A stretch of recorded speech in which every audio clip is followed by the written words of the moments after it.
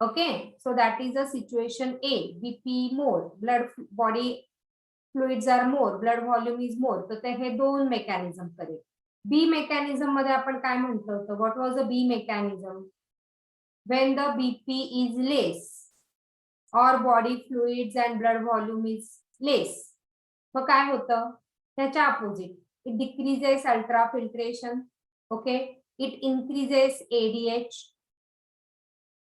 कारण बीपी कमी आहे म्हणजे ब्लड व्हॉल्यूम कमी आहे, म्हणून मग तो जास्त पाणी ब्लड मध्ये टाकायला लागेल, जास्त पाणी आणि सॉल्ट ब्लड मध्ये टाकायला लागेल, because we are doing osmoregulation. हो की नाही? सो आणि थर्ड सिस्टीम आपण काय म्हटलं तर third and very important was a when the body fluids are less. कुठली system? It is activating RAS. RAS. So RAS is what?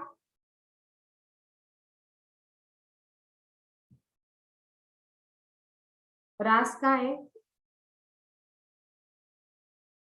Renin, angiotensin, aldosterone, cysteine. हाँ, लिहून ठेवा. Renin, angiotensin, aldosterone, cysteine is a RAS system. Correct? That is a RAS system. So this is a single N, renin. Renin काय है? Enzyme है का hormone है?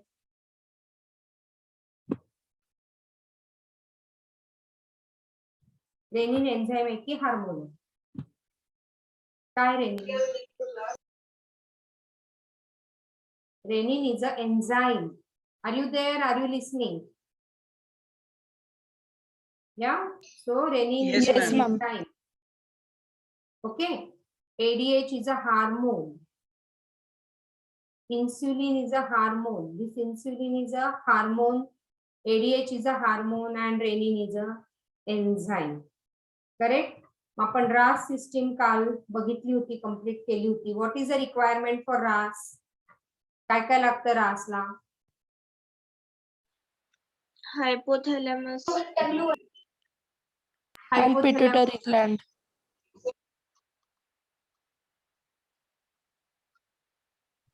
Pituitary Gland मधनं कुठला हार्मोन सिक्रेट होतोय? ADH. मग तो RAS मध्ये लागतोय का आपल्याला? No. नाही. सो तुमच्या नीट पॉइंट मध्ये लिहा RAS when the blood volume is less. हा प्रश्न इतका सोपा प्रश्न विचारता. RAS कधी ऍक्टिव्हेट होते? when the blood volume is less. Juxtaglomerular apparatus म्हणजे काय? सो RAS मध्ये आपल्याला लागतात ना जक्स्टाग्लोमेरुलर ऍपॅरेटस. हे RAS ची रिक्वायरमेंट आहे. सो जक्स्टाग्लोमेरुलर ऍपॅरेटस काय आहे? What are the juxtaglomerular apparatus? So it needs a juxtaglomerular cells. बरोबर आहे? It needs a juxtaglomerular cell. Juxta म्हणजे जवळ, ग्लोमेरुलसचे सेल. कुठले ग्लोमेरुलसच्या जवळचे सेल? मग हा इफरंट आर्टरियोल की ऍफरंट आर्टरियोल? कोणचे सेल? जक्स्टाग्लोमेरुलर सेल कुठले? इफरंटचे की ऍफरंटचे? बघा काल लिहिलं का काही? Afferent. ऍफरंट आर्टरियोलचा डायमीटर मोठा की इफरंटचा मोठा? ऍफरंटचा मोठा. आणि त्याच्या ट्युनिका मेडिया लेयर मधले ब्लड व्हेसल्स आहे, त्याच्या लेयर मधले सेल्स आहे जक्स्टाग्लोमेरुलर सेल. सो परत RAS हेडिंग द्या तुमच्या नीट पॉइंट मध्ये. आणि नीट थेरी पॉइंट्स आणि नीट पॉइंट दोन वेगळे वेगळे पेजेस आपण करतोय. बरोबर आहे ना? सो नीट पॉइंट मध्ये जक्स्टाग्लोमेरुलर ऍपॅरेटस RAS हेडिंग देऊन लिहा. आधीचा काय पॉइंट लिहिला? रेनिन अँड रेनिन डिफरन्शिएट इथे लिहून ठेवा म्हणजे तुम्हाला लक्षात येईल. हा रेनिन किडनीचा, तो रेनिन डायजेस्टिव्ह सिस्टीमचा. डबल एन वाला डायजेस्टिव्ह सिस्टीमचा. Blood volume less RAS. RAS juxtaglomerular apparatus. Juxtaglomerular apparatus मध्ये बेसिकली 3 लागतात. तुमच्या NCERT ने 2च दिले असतील. ओके, तर 2 काय लागतात? juxtaglomerular cells and macula densa cells. Okay, macula densa cells कोणाचे आहेत? DCT चे. Yes, DCT. डीसीटी हा जो तुमचा हा माल्फिगियन टिब्यूल, हा पीसीटी, हा लूप ऑफ हेनले, आणि sometime the DCT go near with the this Malpighian tubule. जेव्हा तो जवळ जातो तेव्हा it forms a specialised cells in attachment with this glomerulus or in attachment with afferent and efferent artery, and that cells are called as macula densa. तो हे दोन basically, किंवा तिसरा मी तुम्हाला मेसेंजियल सेल पण म्हटलं होतं, पण हे दोन तरी लक्षात ठेवा. these are the glomerular apparatus, correct. आणि इथे जे दाखवलंय बघा, हायपोथॅलॅमस मध्ये सिक्रीट होता कुठला हार्मोन? कोण तयार करतं एडीएच? हायपोथॅलॅमस. हायपोथॅलॅमस. हा, आणि त्याला सिक्रीट कोण करतं? म्हणजे जसं गहू आपले शेतात पिकवले जातात, बरोबर आहे, आपण ते गहू साठवतो कुठे? आपल्या घरातल्या कोठीमध्ये. पण गहू तयार कुठे झालेत? शेतात झाले ना, आपल्या कोठीत तर नाही तयार झाले, बरोबर आहे ना. मग हायपोथॅलॅमस हा शेत आहे जिथे एडीएच तयार होते, आणि ही कोठी आहे पिट्युटरी ग्लँड, जिथे ते स्टोअर केलं जातं. आणि आपल्याला जसे गहू लागतात तसे आपण इथून काढत असतो ना. गव्हाचं पीठ संपलं की आपण डब्यातले गहू काढतो त्याचं पीठ करायला. Same logic you can apply here. Hypothalamus शेत जिथे एडीएच पिकतं, आणि पिट्युटरी ग्लँड कोठी. कुठली कोठी? पोस्टेरियर. दोन कोठ्या आहेत, एक अँटेरियर आणि एक पोस्टेरियर. तर पोस्टेरियर म्हणजे पोस्टेरियर साइडची जी कोठी आहे त्याच्यातनं हा एडीएच फक्त रिलीज होतो. त्याचं काम आहे फक्त देणं, कोठीचं काम फक्त गहू काढणं. आपलं काम काय? कोठीतनं गहू काढणं, तसं. आणि मग हा ब्लड व्हेसलवर ऍक्ट होतो आणि तो पाणी ऍब्झॉर्ब करायला हेल्प करतो. ओके, हा एक मेकॅनिझम झाला. When the blood volume is less or blood volume is more. More blood volume ADH less, less blood volume ADH secreted is more. Okay, आणि दुसरा मेकॅनिझम आहे blood volume when less is a RAS. Okay, आणि रासची requirement हे काल आपण केलेलं आहे actually, juxtaglomerular cells and macula densa, right.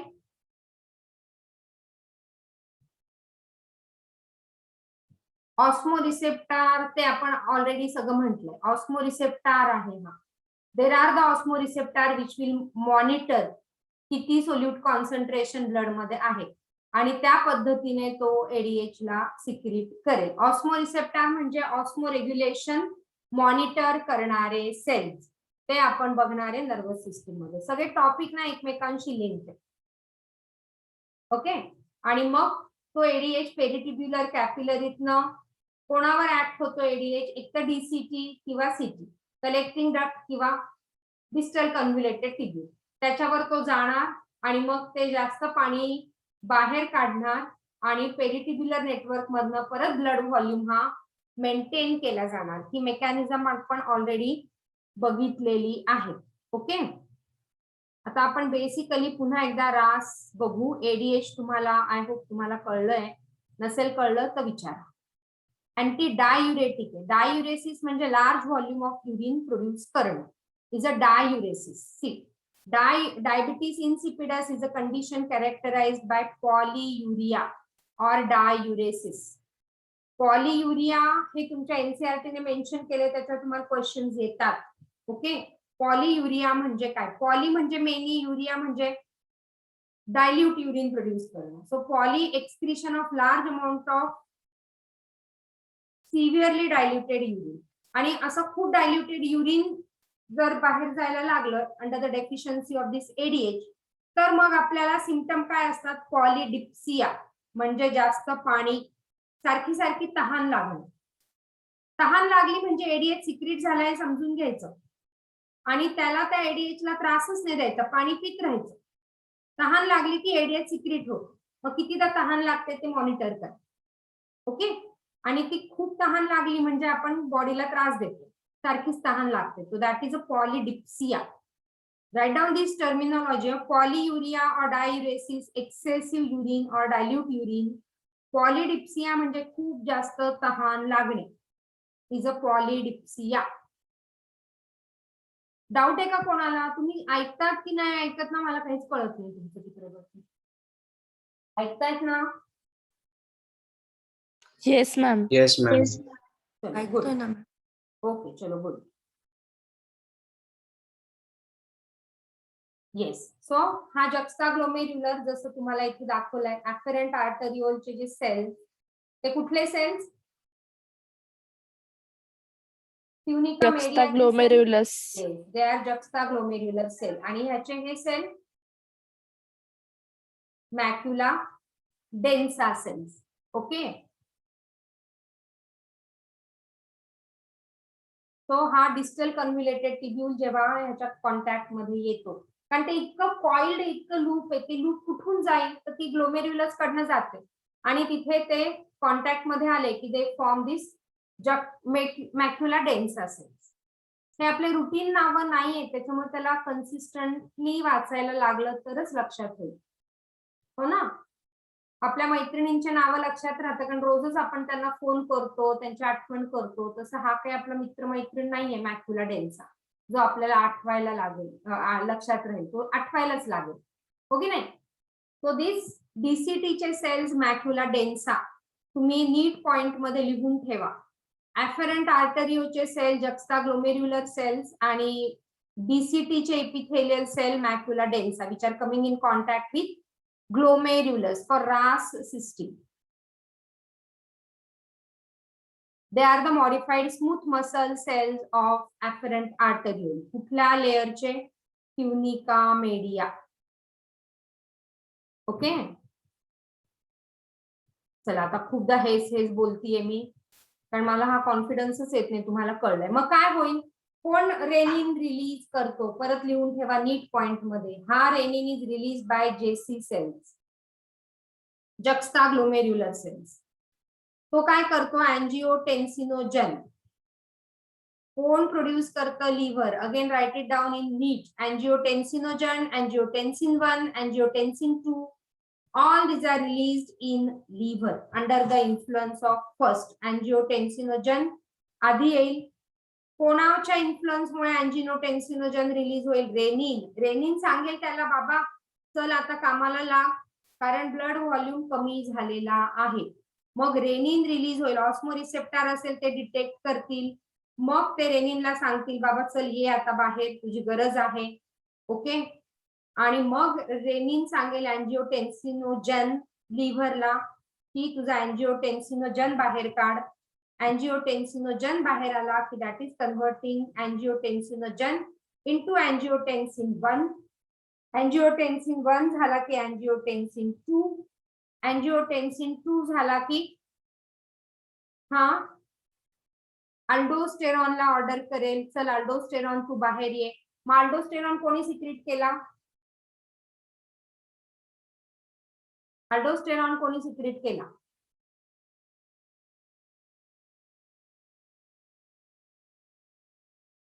Adrenal gland. Posterior pituitary gland. No, Raja. Posterior pituitary is ADH.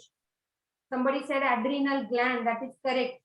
Angiotensinogen मग काय करेल? तो adrenal cortex ला सांगेल. adrenal gland च्या cortex region म्हणजे बाहेरचा. कोणाचाही cortex म्हटलं ना ती समजून घ्या. सॉरी, बाहेरचा रिजन आणि आतला region is medulla. So adrenal cortex will secrete now aldosterone. बरोबर आहे. बघा किती कॉम्प्लेक्स मेकॅनिझम आहे. अल्डोस्टेरॉन मग काय करेल? सोडियमचं ऍब्झॉर्प्शन करेल. कशातनं? फिल्ट्रेट मधनं. आणि फिल्ट्रेट मधनं सोडियमचं ऍब्झॉर्प्शन केल्यावर सॉल्ट जास्त झाले की तो पाणी पण खेचत राहील. बरोबर आहे ना? सॉल्ट जास्त की पाणी खेचणार का? कारण ऑस्मो रेग्युलेशन करायचंय आणि म्हणून मग ब्लड व्हॉल्यूम वाढेल. So angiotensin 1 will secrete angiotensin 2 that will secrete aldosterone. Aldosterone काय करेल? Aldosterone will reabsorb water, sodium and water indirectly from the DCT and collecting the to reduce the loss through urine and also promote the secretion of K plus ion into DCT and CD. मग urine produced here will be hyper की hypotonic?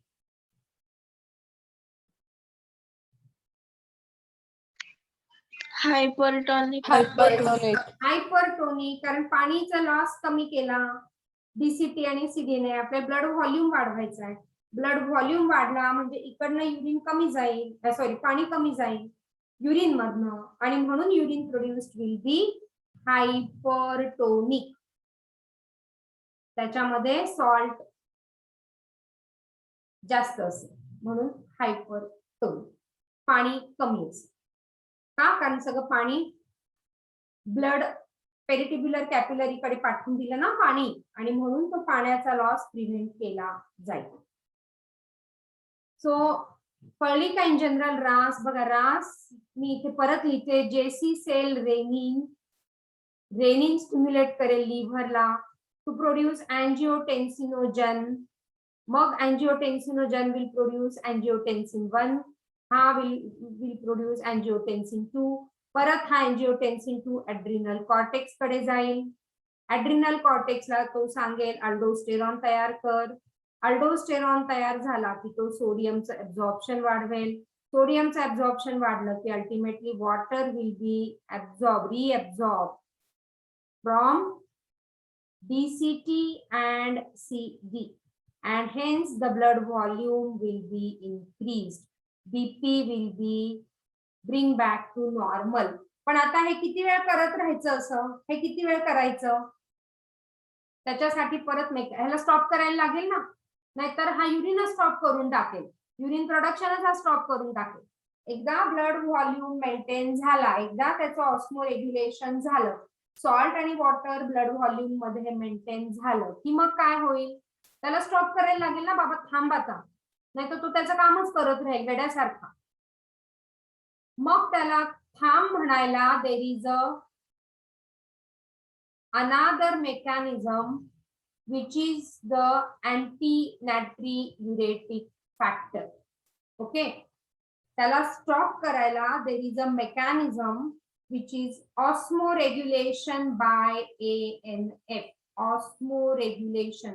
You give heading osmoregulation now by ANF.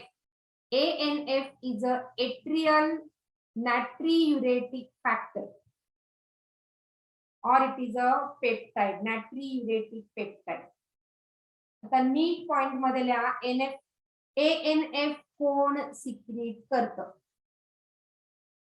कोण secret करतंय? Heart. बघा kidney कुठे, heart कुठे. So atrial wall of the heart. नीट point मध्ये लिहा ANF secreted by atrial, or you can write down smooth muscles of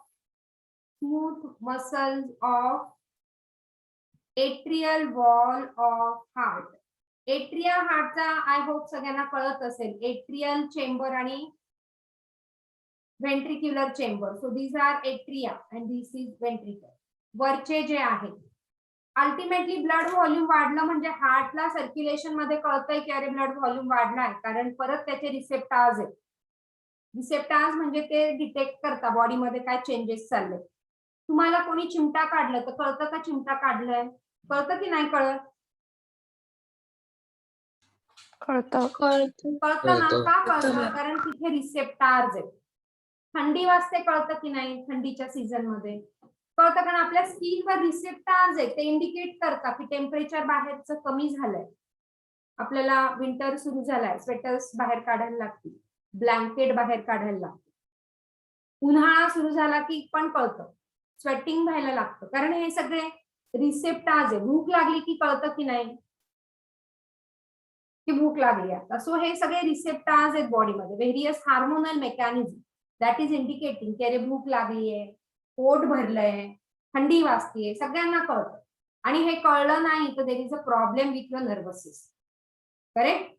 so आता blood volume, Rasane काय केला? ब्लड व्हॉल्यूम तर वाढवून टाकला, हो ना. ब्लड व्हॉल्यूम रासने वाढवला की मग सफिशियंट ब्लड व्हॉल्यूम झाला की मग हार्ट काय करतं, हा फॅक्टर रिलीज करतो त्याला कंट्रोल करायला, नाहीतर तो वेड्यासारखा काम करेल.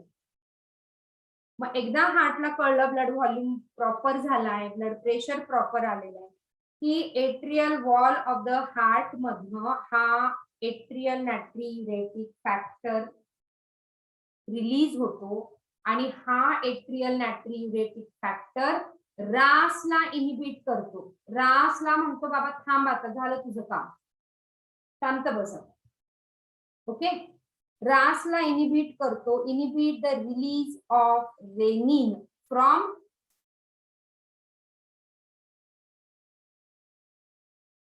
कसा ऍक्ट होईल, चला हे सगळं रिलीज करते. हे कळलं का तुम्हाला, की आता रासने काय केलं, रास कधी रिलीज झाली होती, की ब्लड व्हॉल्यूम कमी होता. रासचा रिझल्ट काय आहे, रासने काय रिझल्ट द्यायचा आहे, ब्लड व्हॉल्यूम वाढवायचं. रासचा रिझल्ट त्याने कंप्लीट केला, पास झाला रास त्याच्या एक्झाम मध्ये. मग काय त्याने नीटच देत राहायचं का, पुढे जायचं ना एमबीबीएस ला. रिझल्ट आला एमबीबीएस, तो पास झाला, एंट्रन्स पास झाला, मग एमबीबीएस ला जायचंय पुढे. मग हे कसं कळेल की आता माझा ब्लड व्हॉल्यूम वाढलाय, the heart will release the atrial natriuretic factor. नीट मध्ये लिहून ठेवा, नीट पॉइंट मध्ये. एएनएफ तुम्हाला वाटतं सगळं काय किडनीच रिलीज करते, कारण किडनीच्या रिलेटेड आहे, मग त्याच्यात हार्टचा रोल काय, लिव्हरचा रोल काय, सगळे ऑर्गन्स हे टीमवर्कनी काम करतात आणि म्हणून बॉडी सक्सेसफुल आहे, right. So teamwork is always important. आता आपली जी फिमेलची हॉकी टीम सिल्वर मेडल घेऊन आली, तेव्हा the team was very very depressed. Okay, आणि त्या टीमला मी असं वाचलं कुठेतरी, आय डोंट नो, त्या टीमला कुठला तरी एक मूवी दाखवला होता, त्यांनी त्या मूवीचं नाव नाही डिस्क्लोज केलं, पण त्या टीमला कुठला तरी मूवी दाखवला आणि the team was so motivated, so everybody perform so well. Okay, so teamwork. All right. So RAS has been resulted into blood volume increase आणि blood volume sufficient झाला की हार्टला कळेल त्याच्याकडे रिसेप्टर्स आहेत आणि म्हणून heart will release, atria of the heart will release atrial natriuretic factor. त्याच्या नावातच आहे म्हणून एट्रिया रिलीज करतं, हे लक्षात यायला पाहिजे. तरी त्याला किडनी ऑप्शन लिहितात मुलं. ओके, एट्रियाने तो रिलीज केला की एट्रिया काय करेल, इट विल इनिबिट, लिहून ठेवा ANF, osmoregulation by ANF, आणि हा फ्लो डायग्राम काढा. एट्रिया काय करेल, it will inhibit what, release of renin, it will inhibit release of renin from बोला, रेनिन कुठून रिलीज होतं,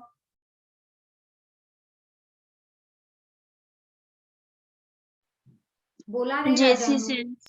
JC cells, right? So release of renin from JC cell, in turn काय होईल, in turn it will reduce, ultimatum काय होईल, reduce aldosterone secretion, reduce aldosterone from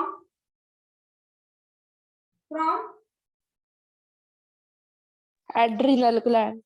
adrenal gland. So adrenal gland त्याचा कुठला part, cortex. आणि म्हणून हा reduce झाला अल्डोस्टेरॉन, तर मग काय होईल, लेस reabsorption of NaCl from DCT, and yeah, because aldosterone acts on DCT, and ultimately water absorption will be now reduced, then blood volume maintain झाला आणि मग urine normal produce होईल. So water absorption will be reduced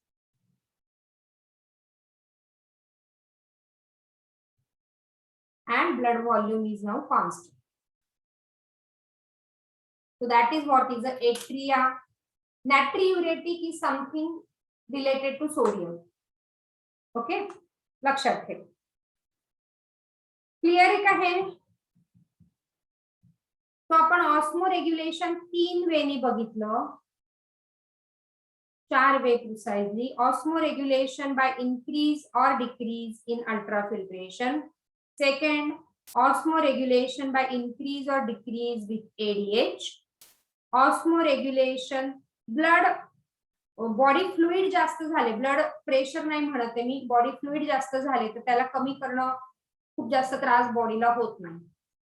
okay, body फक्त hypotonic urine release करेल आणि blood volume maintain केले जाईल. पण ब्लड व्हॉल्यूम बॉडी फ्लुइड कमी झाले तर मग ह्या कॉम्प्लिकेटेड मेकॅनिझम बॉडीला करायला लागतात. सो ऑस्मोरेग्युलेशन बाय रास, ऑस्मोरेग्युलेशन bye ANF. So yeah, these are antagonistic to each other. म्हणजे काय, they work in opposite to each other. दोघांचे हा सुरू झाला की हा बंद होतो, हा बंद झाला की तो सुरू होतो. So they work in opposite way to each other. Okay, so these are the 4 mechanisms for osmoregulation. Is that clear? Write in your midpoint also, huh? 4 way. RAS, when the blood volume is less or body fluids are less or BP is less, and ANF opposite to RAS, to stop the RAS and bring back body to normal situation. Is that clear? Yes, ma'am. Yes. चलो, तो पुढे काय काय slide दिले आपण बघू.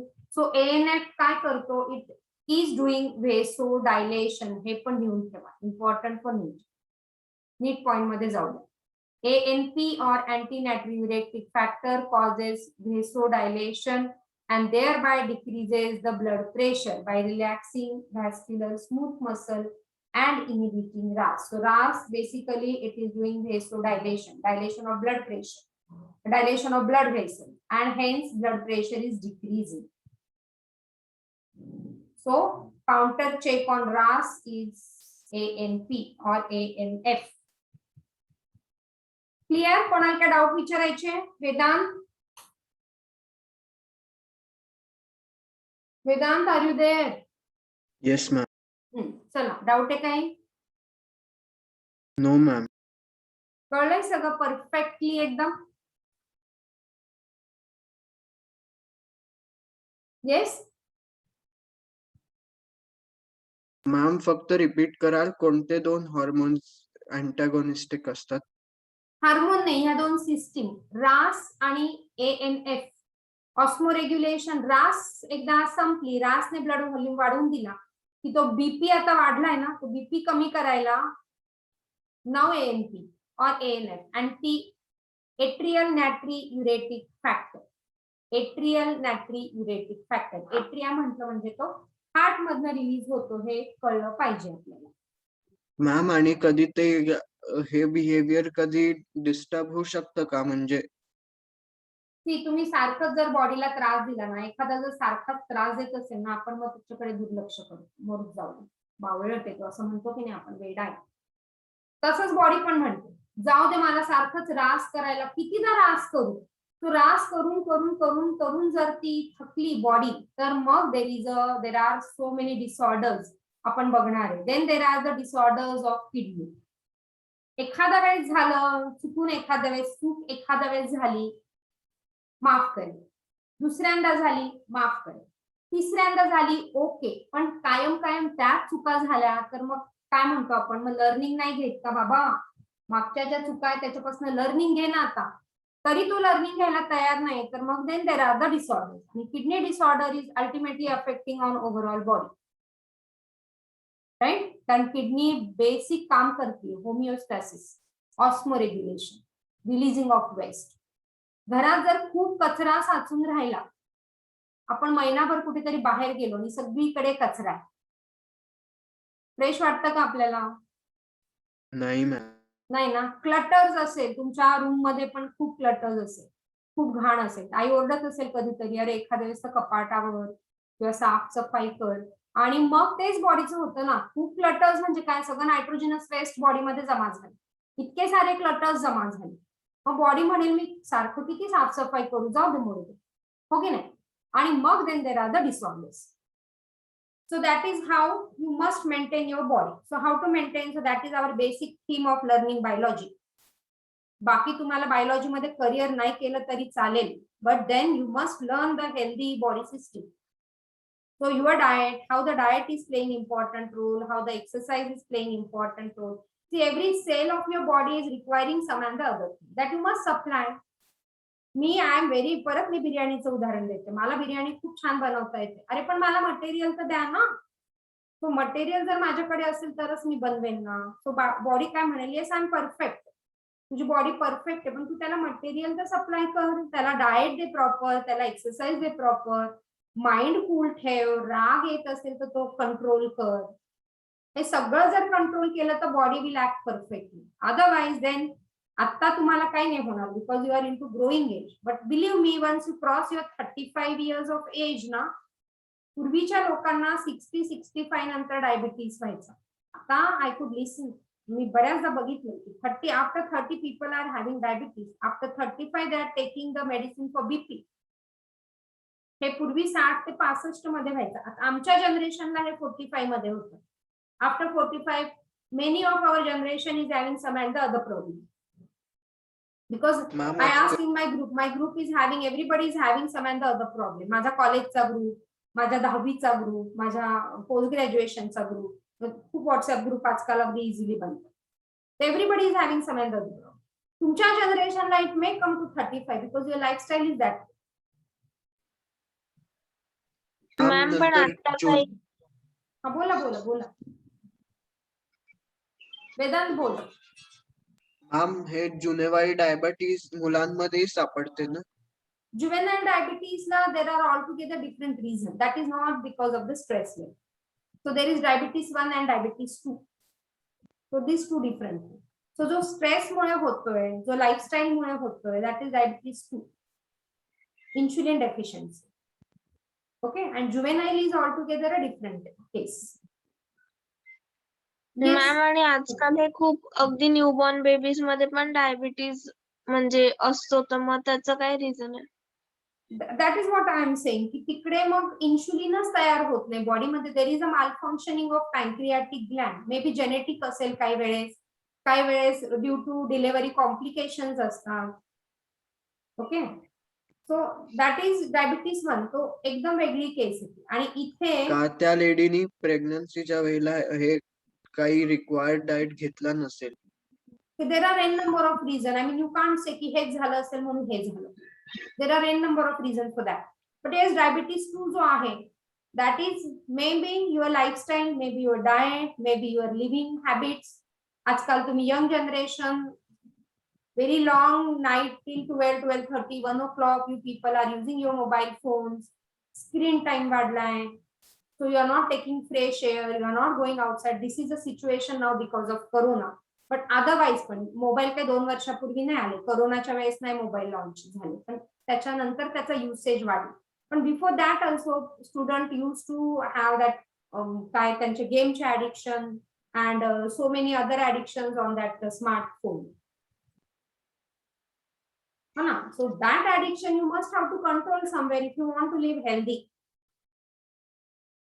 Otherwise, I mean, I have heard about the cases that the 30 years, 27 years, people are getting heart attack. They are getting angioplasty.